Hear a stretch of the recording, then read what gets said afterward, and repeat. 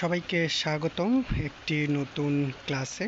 আজকের ক্লাসের বিষয় হচ্ছে বিয়ান ইনফিনিটিভ, যেটা বিভিন্ন পরীক্ষায় এসে থাকে। তো আমি যেগুলো একদম জিস্ট পয়েন্ট, যেগুলো পরীক্ষার মধ্যে আসে বা কথা বলতে আমাদের কাজে লাগে, সেগুলো আলোচনা আমি করব, সেটা আমি এখানে লিখে রেখেছি। তো আমি 1 নম্বরে যেটা দিয়েছি, এখানে 1 নম্বরে লেখা আছে let, make, hear, watch, see, help, feel. এগুলোকে বেয়ার ইনফিনিটিভ বলে। বেয়ার ইনফিনিটিভের স্ট্রাকচারটা আমি একটু বলে দিই। স্ট্রাকচারটা এরকম হবে যে স্ট্রাকচারে আপনার এই বেয়ার ইনফিনিটিভ ভার্বগুলো থাকবে, এই ভার্বগুলো থাকবে, দেন সামবাডি থাকবে, এসবিতে সামবাডি, অ্যান্ড দেন প্লাস দিয়ে একটা ভার্ব থাকবে, যে ভার্বটা ইনফিনিটিভ ফর্ম, অর্থাৎ ইনফিনিটিভ ফর্ম বলতে ভার্বের প্রেজেন্ট ফর্ম বসবে। সাধারণত আপনারা জানেন যে যদি কোনো ভার্ব কোথাও বসে, সেই ভার্বটা যদি অ্যাকশন ভার্ব হয়ে থাকে, তাহলে এই ভার্বের পরে যে ভার্বটা বসবে তার সঙ্গে আইএনজি সাফিক্স যোগ হতে পারে, বা যে ভার্বটা বসবে তার পূর্বে টু বসতে পারে।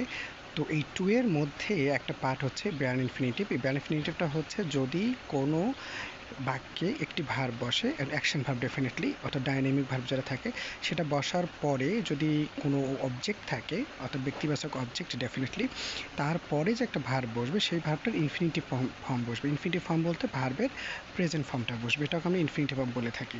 তো কিছু ভার্ব আছে যে ভার্বগুলো কোনো বাক্যে বসলে তারপরে যদি আরেকটি কোনো অবজেক্ট থাকে, সেটা সিঙ্গুলার প্লুরাল যে অবজেক্টই হোক না কেন, তারপরে যদি আরেকটা ভার্ব বসে, সেটা ভার্বের ইনফিনিটিভ বা প্রেজেন্ট ফর্ম বসে। সেই ভার্বগুলো কী কী?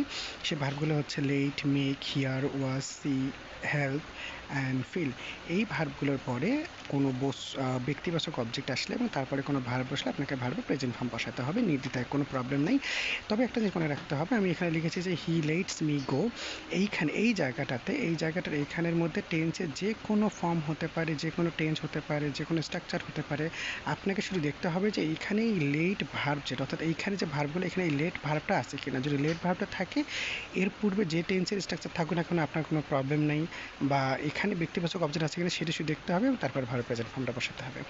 যেমন আমরা পরে একটা যেটা করেছি যে I heard him sing the song. তো I heard him sing the song, এখানে একটা পাস্ট টেন্স, এখানে যে কোনো টেন্সে হতে পারে। আমি শুধু দেখবো ভার্বটা আছে কিনা, তারপরে অবজেক্ট, ব্যক্তিবাচক অবজেক্টটা আছে কিনা, তারপরে আমাকে ভার্ব প্রেজেন্ট ফর্ম বসাই দিতে হবে। আপনারা শুধু এই ভার্বগুলো মনে রাখবেন যে ভার্বগুলো কোন কোন সেন্টেন্সে আছে, এবং যে যে সেন্টেন্স আছে সেখানে যে কোনো টেন্সের স্ট্রাকচার থাকুক, যে কোনো ব্যক্তিবাচক অবজেক্ট আছে কিনা, তারপরে আপনি ভার্ব প্রেজেন্ট বসাই দেবেন।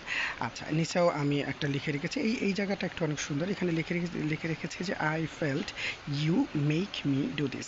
এখানে আপনি দেখেন যে ফেল্ট অর্থাৎ ফিল যেটা, এটা একটা ভার্ব, যে ভার্বটার পরে একটা ব্যক্তিবাচক অবজেক্ট থাকবে, তারপরে একটা ভার্ব বসলে সেই ভার্বটা প্রেজেন্ট ফর্ম বসবে। এই জন্য ফিল এখানে মানে ফেল্ট যদি বসেছে পাস্ট হিসেবে, তারপরে কিন্তু আমি এখানে ভার্ব প্রেজেন্ট ফর্ম দিয়েছি, কারণ এখানে একটা অবজেক্ট আছে, তারপরে ভার্ব প্রেজেন্ট ফর্ম দিয়েছি।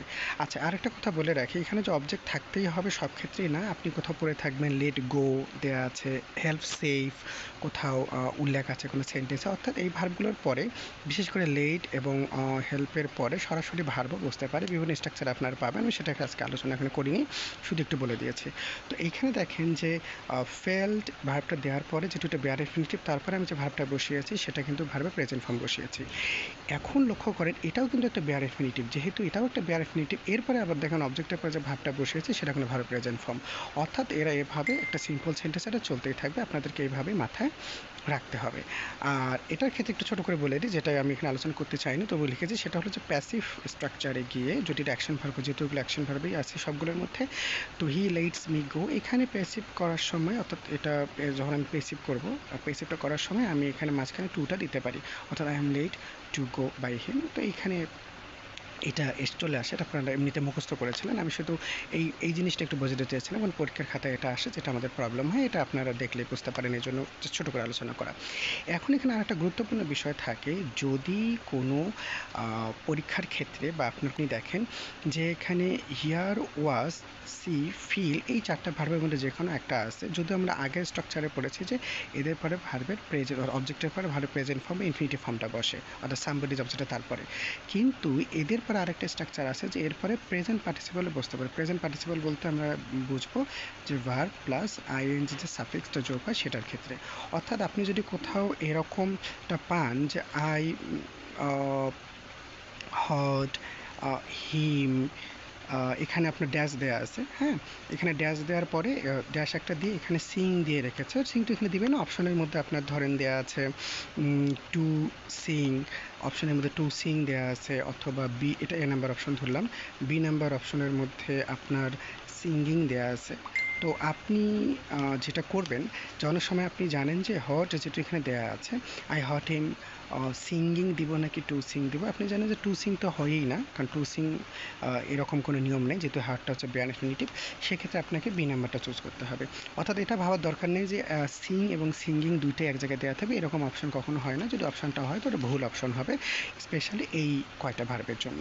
তো অর্থাৎ আমরা এটা শিখলাম যে যদি আমি এক নাম্বারটা দেখি, সাধারণত যদি আমার সিঙ্গিং যোগ করার কথা না থাকে তাহলে আমি এইভাবে চুজ করব, আর যদি সিঙ্গিং থাকে কোনো অপশনে বা আমার কথা বলার ক্ষেত্রে আমি দিতে চাই তাহলে আমি এটা চুজ করব। এখন যদি আমি যেহেতু বারবার কথা বলার কথা বলছি, সেক্ষেত্রে আপনি যদি কোনো কাজকে দেখছেন যে চলছে, আপনি কন্টিনিউয়াস বলতে যে চান যে আমি ওই সময় যে কাজটা চলছে, সেকেন্ডে কাজটা চলছিল, সেটা চলছিল কন্টিনিউয়াস প্রসেস, যেমন আপনি বলতে পারেন এটা হতে পারে, বা I saw him going there হতে পারে, I felt him talking to me in my dream, তো এরকম হতে পারে। তো যদি আপনি কোনো কন্টিনিউয়াস প্রসেস বোঝাতে চান সেক্ষেত্রে আপনি দিতে পারেন, আর যদি না বোঝাতে চান আপনি দিবেন না। এটা এমন না ম্যান্ডেটরি কোনো বিষয় না, এটা শুধুমাত্র ব্যবহারের ক্ষেত্রে সেন্সের উপর ডিপেন্ড করে আপনাকে এগুলো দিতে হবে। এতটুকু ছিল আজকের জন্য। থ্যাংক ইউ সো মাচ সবাইকে।